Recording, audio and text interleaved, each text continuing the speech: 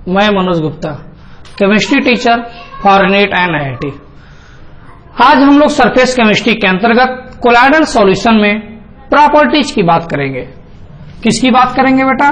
Properties की। Properties of colloidal solve, properties of colloidal solve के अंतर्गत बात करनी है। प्रॉपर्टीज में सबसे पहली प्रॉपर्टीज में पढ़ाऊंगा काइनेटिक प्रॉपर्टीज। काइनेटिक प्रॉपर्टीज में प्रॉपर्टी के अंदर हम लोग पढ़ेंगे ब्राउनियन मूवमेंट। किसके बारे में बात करेंगे बेटा? ब्राउनियन मूवमेंट के बारे में। अब जरा सोचना क्या पढ़ना चाहते हैं। सर हम लोग बात किए कि सर कोई कोलाइडल सॉल्व ले लीजिए, उस कोलाइडल सॉल्व में हम लोगों को मालूम है डिस्पर्स फेज भी होता है, साथ में डिस्पर्सन मीडियम भी होता है। डिस्पर्स फेज के रूप में कोलाइड्स के पार्टिकल होंगे, जो कोलाइड के पार्टिकल्स होते हैं उसी को बेटा हम लोग डिस्पर्स फेज बोलते हैं। और आपको यह भी मालूम है क्या सर 1827 ईस्वी की बात है। साइंटिस्ट का नाम था रॉबर्ट ब्राउन, बहुत फेमस साइंटिस्ट है, पढ़ा होगा बॉटनी में, बायोलॉजी में। तो बॉटनी के अंतर्गत सर 1827 में रॉबर्ट ब्राउन थे। इन्होंने देखा कि पॉलन ग्रेन, परागकण बोलते हैं, pollen grain zig zag motion कर रहे थे। कॉन्टिन्यूअसली जिग जैग मोशन का मतलब लगातार टेढ़े मेढ़े ढंग से गति कर रहे थे। जो ये रॉबर्ट ब्राउन साहब ने देखा 1827 में कि pollen grain continuously moved in zig zag manner, लगातार जिग जैग मैनर में मोशन कर रहे थे, गति कर रहे थे। उसी के आधार पर इन्होंने देखा कि सर कोलाइडल सॉल्व में जो डिस्पर्स फेज मतलब कोलाइड्स के पार्टिकल हैं, ये कोलाइड के पार्टिकल भी कॉन्टिन्यूअसली ठीक पॉलन ग्रेन की तरह जिग जैग मैनर में मोशन कर रहे थे। और इसी जिग जैग मैनर के मोशन को इन्होंने ब्राउनियन मूवमेंट बोल दिया। तो आप बताएंगे ब्राउनियन मूवमेंट क्या है? तो बताएंगे Brownian movement is the property of motion और movement of disperse phase like colloid particle in colloidal solution. Colloidal solution में मौजूद कोलाइड्स के पार्टिकल का जिग जैग मोशन जो होता है, उसी जिग जैग मोशन को ब्राउनियन मूवमेंट बोलते हैं। अब बात होती है कि सर ब्राउनियन मूवमेंट होता ही क्यों है, जिग जैग मोशन होता ही क्यों है? तो आपको मालूम है, क्या मालूम है बेटा? कि जिग जैग मोशन इसलिए होता है बाबू क्योंकि डिस्पर्सन मीडियम के जो पार्टिकल्स होते हैं, ये पार्टिकल लगातार डिस्पर्स फेज पे जाके टकराते हैं। तो डिस्पर्स फेज पे जाके जब बार बार स्ट्राइक करेंगे, बार बार टकराएंगे, तो डिस्पर्स फेज के पार्टिकल निश्चित रूप से टेढ़े मेढ़े ढंग से गति करने लगेंगे। और इसी मूवमेंट को आप क्या बोल रहे हो? Brownian movement. जरा सोचो, मान लो मैं कोलाइड का पार्टिकल हूं, मैं यहाँ पे सोच रहा हूं, खड़ा रहा हूं, पीछे से कोई दौड़ते हुए आया, मुझे धक्का मार दिया। वो धक्का मारने वाला डिस्पर्सन मीडियम है, वो जो ही मुझे धक्का मारेगा मैं दूसरी तरफ भागूंगा। अब उधर गया, उधर फिर किसी ने धक्का मारा, मैं उधर भागा, फिर किसी ने धक्का मारा, मैं उधर भागा। बार बार मुझे धक्का मारा जा रहा है, जिस डायरेक्शन से भी धक्का मारा जाएगा उसका कोई डायरेक्शन में जाऊंगा। सब बार बार अगर मेरे ऊपर धक्का मारा जाएगा तो मैं कभी स्टैटिक पोजिशन में स्थिर रह ही नहीं पाऊंगा, क्या बिल्कुल स्थिर नहीं रहेंगे आप, बार बार आपको मोशन करना पड़ेगा। तो आप बताएंगे कि जो कॉन्टिन्यूअसली लगातार जिगजैग मैनर में मोशन हो रहा है, किसका मोशन हो रहा है बाबू? कोलाइड्स के पार्टिकल का। और इसी कोलाइड के पार्टिकल के मोशन को आप क्या बोलोगे? Brownian movement. किसके द्वारा होगा? तो कहोगे डिस्पर्स फेज कोलाइड पार्टिकल के द्वारा। इसका उत्तरदायी जिम्मेदार कौन है, कौन करा रहा है? तो बोलोगे डिस्पर्सन मीडियम के पार्टिकल लगातार स्ट्राइक टकराते हैं, इसलिए हो रहा है। अच्छा, लोग पूछते हैं सर कोलाइड के पार्टिकल क्या कभी स्थिर नहीं रह सकता? क्या बिल्कुल नहीं। कोलाइड के पार्टिकल कभी सेटल डाउन नहीं होगा, कभी नीचे नहीं बैठेगा। क्यों नहीं बैठेगा सर? क्योंकि उसको लगातार बार बार कोई ना कोई टकराएगा। जब बार बार टकराएगा तो कभी सेटल डाउन नहीं होगा। तो याद रखना, colloid particles can not be settle down in colloidal solve due to Brownian movement. अब ये ब्राउनियन मूवमेंट की बात हो गई बाबू। अब हम लोग दूसरी प्रॉपर्टी पढ़ने जा रहे हैं, जिसके बारे में आपको मालूम है ऑप्टिकल प्रॉपर्टीज के नाम से भी इसको जानते हैं। किस नाम जानते हैं बेटा? Optical properties. तो ऑप्टिकल प्रॉपर्टीज में हम लोग इसको बात करेंगे सबसे पहले टिंडल की। किसकी बात करेंगे बेटा? Tyndall effect. ये बहुत लोगों को मालूम भी है क्या कि सर कोलाइडल सॉल्व ले लीजिए, कोलाइडल सॉल्व लेंगे तो स्वाभाविक बात है इसमें कोलाइड के पार्टिकल भी होंगे सर, और साथ में इस कोलाइड के पार्टिकल के अलावा इसमें डिस्पर्सन मीडियम भी होंगे। इस कोलाइडल सॉल्ट को एक बीकर एक कंटेनर में रख दीजिए और ठीक 90 डिग्री एंगल पे कोई अल्ट्रा माइक्रोस्कोप लगा दीजिए। अब यहां पे सर कोई रेडिएशन, कोई लाइट को आप पास कराइए। कहा बेटा जो ही रेडिएशन किसी लाइट को आप पास कराओगे, ये लाइट जो ही कोलाइडल सॉल्ट में एंट्री करेगी, कोलाइडल सॉल्ट में मौजूद कोलाइड पार्टिकल से टकराएगी और जो ही बेटा ये कोलाइड पार्टिकल से स्ट्राइक करेगी, टकराएगी, तुरंत रेडिएशन, ये लाइट तुरंत स्कैटर्ड कर जाएगी, प्रकीर्णित हो जाएगी। जब सर ये स्कैटर्ड होगी ना, तो कोलाइडल सॉल्ट में ये स्कैटर्ड होने के बाद दृश्य दिखाई देगी और उसी दृश्य दिखाई देने को हम लोग बोलेंगे विजिबल। तो बेटा ये तुरंत विजिबल पाथ दिखाई देगा और ये विजिबल पाथ देखा गया कि कोलाइडल सॉल्ट में कोन की तरह होता है। जो ये विजिबल पाथ आपको दिखाई देगा, ये विजिबल पाथ एक कोन की तरह बेटा दिखाई देगा और उसी कोन को हम लोगों ने टिंडल कोन के नाम से भी जानते हैं। किस नाम जानते हैं बाबू? टिंडल कोन। तो आप बताओगे सर जब कि भी रेडिएशन लाइट को पास कराएंगे कोलाइडल सॉल्ट में, ये रेडिएशन लाइट जो है कोलाइडल सॉल्ट के अंदर एंट्री करेगी, कोलाइड पार्टिकल से टकराएगी और टकराने के बाद ये लाइट तुरंत स्कैटर्ड कर जाएगी। जब ये लाइट स्कैटर्ड होगी तो स्कैटर्ड लाइट पूरी तरह से विजिबल पाथ के रूप में दिखाई देगी और ये विजिबल पाथ एक कोन की तरह होता है जिसको हम लोग टिंडल कोन बोलते हैं। सर एक बात बताइए, अगर इसी रेडिएशन को हम लोग ट्रू सॉल्यूशन के पार्टिकल में डाल दें तो क्या ये रेडिएशन यहां भी कोन दिखाई देगा? क्या नहीं दिखाई देगा? सर क्यों नहीं दिखाई देगा? क्योंकि यहां स्कैटर्ड नहीं होती है। सर स्कैटर्ड क्यों नहीं होती है? देखो बेटा मैं बता चुका हूं, ट्रू सॉल्यूशन के पार्टिकल बहुत स्मॉल, बहुत छोटे होते हैं। जब इनकी साइज बहुत छोटी होगी तो स्कैटर्ड नहीं कर पाएंगे। कोलाइडल के पार्टिकल ट्रू सॉल्यूशन की तुलना में बड़े होते हैं। जब बड़े होंगे तो ये लाइट को स्कैटर्ड कर देंगे। तो स्कैटरिंग ऑफ लाइट कोई पूछेगा कहां होता है तो बताएंगे कोलाइडल सॉल्यूशन में। कोई पूछेगा कहां नहीं होता है, बोलेंगे ट्रू सॉल्यूशन में नहीं होता है। अच्छा लोग हमसे ये भी पूछते हैं सर कोलाइडल सॉल्यूशन होमोजीनियस है मिक्सचर की हेट्रोजीनियस? बेटा ये हेट्रोजीनियस मिक्सचर है। और कोई पूछेगा ट्रू सॉल्यूशन, बोलेंगे होमोजीनियस। होमोजीनियस का मतलब सॉल्यूट और सॉल्वेंट दोनों को आप डिस्टिंग्विश पहचान नहीं कर पाएंगे। सर ये बताइए कि होमोजीनियस का कोई एग्जांपल जानते हैं? का बिल्कुल, पानी में नमक का डाल दो मतलब एक्वा सॉल्यूशन ऑफ साल्ट, पानी में चीनी को डाल दो एक्वा सॉल्यूशन ऑफ साल्ट, और शुगर तो एक्वा सॉल्यूशन ऑफ साल्ट मतलब नमक को डाला, एक्वा सॉल्यूशन ऑफ शुगर मतलब चीनी को डाला, चीनी को पानी डालो वो शरबत बन जाएगा। शरबत को ध्यान से देखना, आप डिस्टिंग्विश नहीं कर पाओगे चीनी कहां है पानी कहां है, चीनी दिखाई नहीं देती है। तो इसका मतलब वो मिक्स करके मिल गई, उसको होमोजीनियस बोलेंगे।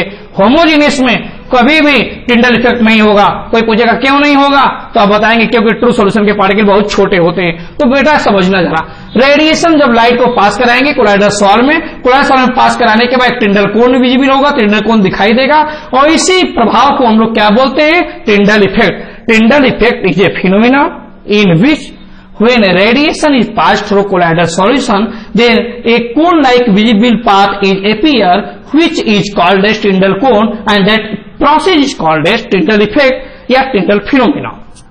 अब बात होती है कि सर ये बताइए जो लाइट स्कैटर्ड होती है, ये स्कैटर्ड लाइट की जो इंटेंसिटी होती है, ये इंटेंसिटी किस पर डिपेंड करती है? तो याद रखना बेटा, intensity of scattered light, intensity of scattered light is depend on the difference in refractive index of dispersed phase and dispersion medium। क्योंकि कोलाइडल सॉल्ट में डिस्पर्स फेज डिस्पर्सन मीडियम भी है, तो डिस्पर्स फेज की रिफ्रैक्टिव इंडेक्स अलग होगी, dispersion medium की refractive index अलग होगी। रिफ्रैक्टिव इंडेक्स आपने फिजिक्स में पढ़ा है, तो रिफ्रैक्टिव इंडेक्स डिस्पर्स फेज का अलग, डिस्पर्सन मीडियम का अलग, दोनों का जो डिफरेंस होगा उसी को मैं बोल रहा हूं, difference in disperse phase and dispersion medium. तो intensity of scattered light is depend on the refractive index of disperse phase and dispersion medium, दोनों के इंटेंसिटी पर डिपेंड करती है। अच्छा लोग पूछते हैं सर कोलाइडल सॉल्यूशन में दो प्रकार के आपने पीछे पढ़ाया था, एक लायोफिलिक कोलाइड पढ़ाया था, एक लायोफोबिक कोलाइड पढ़ाया था। तो किसमें वीक होता है किसमें स्ट्रांग होता है? बेटा सुन लो, टिंडल इफेक्ट लायोफिलिक कोलाइड में बहुत वीक होता है, लेकिन लायोफोबिक कोलाइड में टिंडल इफेक्ट बहुत स्ट्रांग होता है। कोई पूछेगा लायोफिलिक में वीक है कि स्ट्रांग है, तो वीक बताना, लायोफोबिक में क्या है बताना स्ट्रांग। अब इसके बाद बात हो गई सर ये बताइए कि अगर एक्वा सॉल्यूशन ऑफ साल्ट में क्या टिंडल इफेक्ट पाया जाएगा? नहीं। क्या एक्वा सोल्यूशन शुगर में पाया जाएगा? नहीं। क्यों नहीं?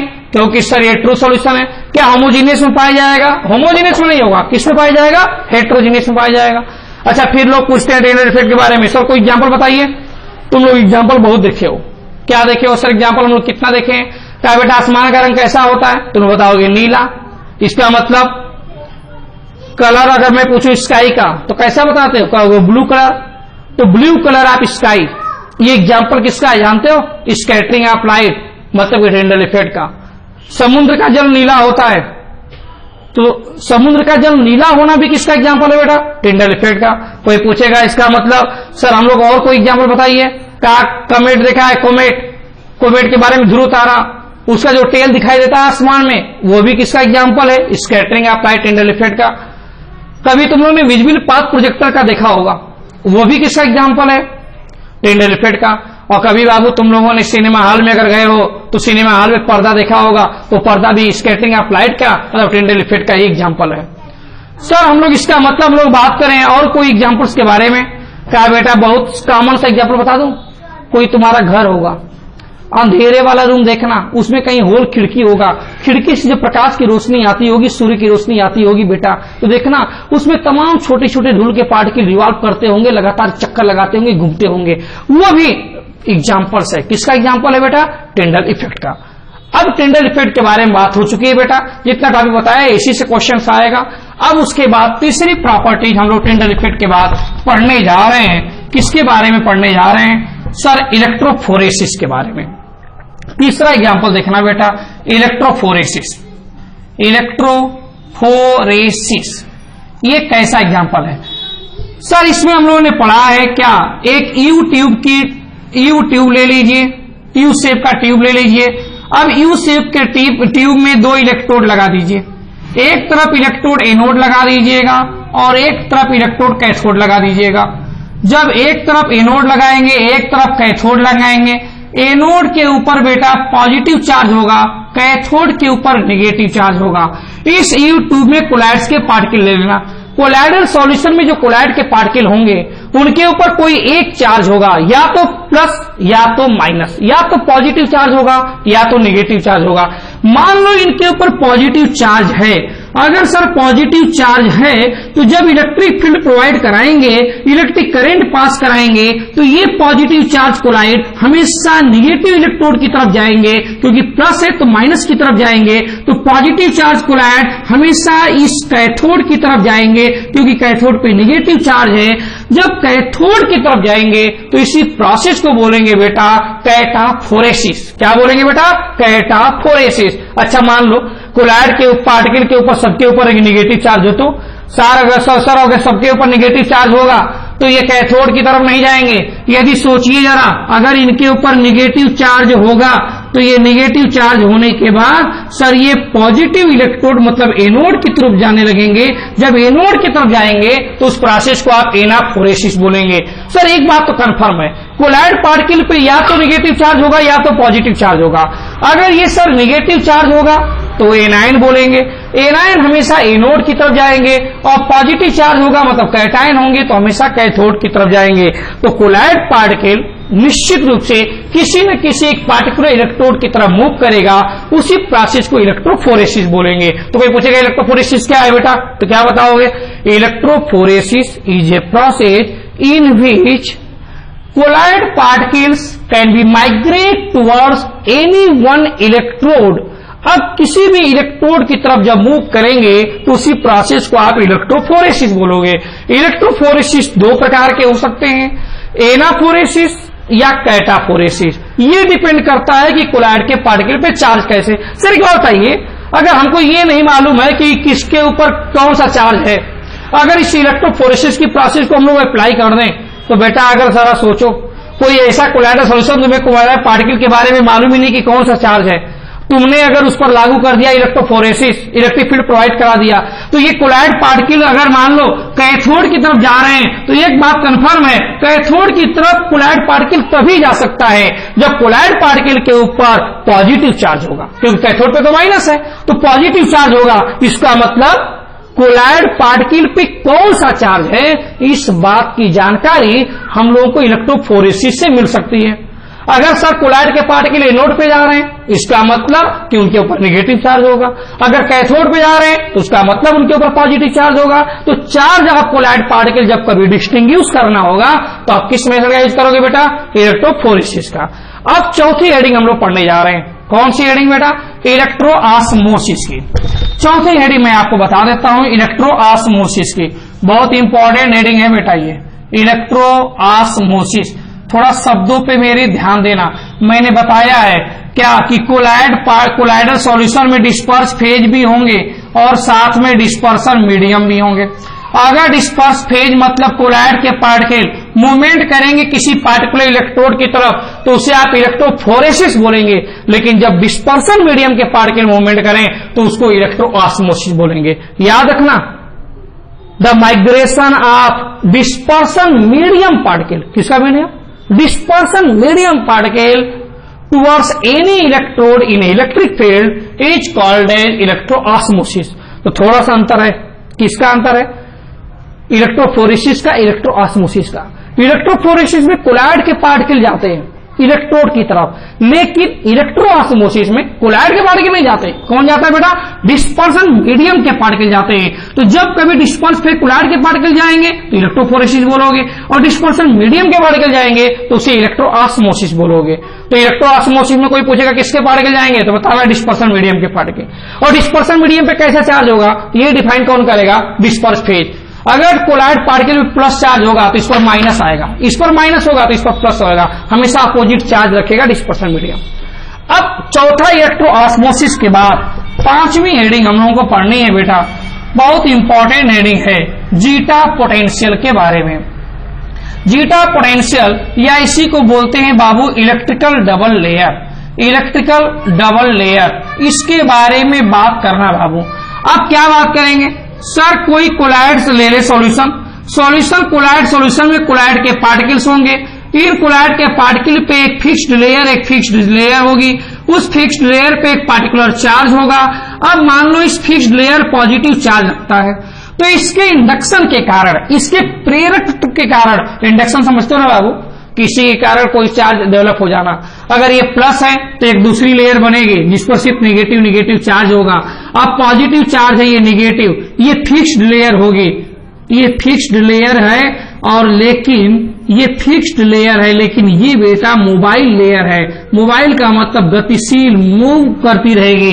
तो इस प्राइमरी और सेकेंडरी मतलब फिक्स्ड और मोबाइल लेयर के बीच में दोनों के ऊपर चूंकि इक्वल एंड अपोजिट चार्ज होगा, जब इक्वल एंड अपोजिट चार्ज होगा तो इन दोनों के बीच में निश्चित रूप से एक पोटेंशियल का डिफरेंस डेवलप होगा। तो आप बताओगे क्या?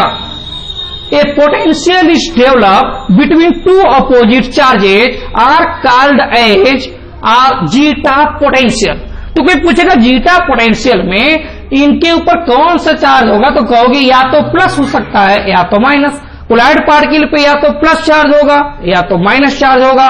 जो भी चार्ज होगा इनका अपोजिट चार्ज दूसरी लेयर पे बनेंगे, और इनके बीच का जो डिफरेंस होगा उसी डिफरेंस की पोटेंशियल को आप बोलोगे जीटा पोटेंशियल। अब बात होती है सर हम कैसे जानेंगे कि कौन सी कोलॉइड्स में कौन से चार्ज होते हैं? मैं आपको लिखवा देता हूं बेटा, जितने भी निगेटिव कोलॉइड्स होते हैं, और एक तरफ मैं आपको लिखवा देता हूं सब पॉजिटिव कोलॉइड्स, जिससे आपको मालूम हो कि निगेटिव कोलॉइड्स कौन कौन से हैं और पॉजिटिव कोलॉइड्स कौन कौन से हैं। निगेटिव कोलॉइड्स में बेटा हमेशा सल्फाइड रखे जाते हैं, जैसे मैं रख दूं AS2S3 आर्सेनियस सल्फाइड, या मैं रख दूं सीडीएस कैडमियम सल्फाइड। इसके अलावा एसिड डाई कोई ले लूं बेटा, एसिड डाई के रूप में मैं कांगोरेड भी ले सकता हूं। कौन सा ले सकता हूं बेटा? कांगोरेड। या इसके अलावा मैं फेरोसिन ले लूं। कौन सा एग्जाम्पल ले लूं बेटा? फेरोसिन। ये फेरोसिन ले लूं। इसके अलावा स्टार्च हो सकता है, गम हो सकता है, या जिलेटिन हो सकता है। ये सब एग्जाम्पल बेटा नेगेटिव कोलॉइड्स के हैं। पॉजिटिव कोलॉइड्स का अगर एग्जाम्पल करें तो हाइड्रोक्साइड की बात करेंगे, और हाइड्रोक्साइड में एक सबसे कॉमन एग्जाम्पल ApOH का होल थ्राइस या AlOH का होल थ्राइस, फेरिक हाइड्रोक्साइड या एल्युमिनियम हाइड्रोक्साइड। इसके अलावा बेटा TiO2 होता है। इसके अलावा बेसिक डाइज होते हैं, और बेसिक डाइज का एग्जाम्पल आपको मालूम है मेथाइलिन ब्लू। मेथाइलिन ब्लू के अलावा हीमोग्लोबिन जो होता है ये भी पॉजिटिव कोलॉइड्स है।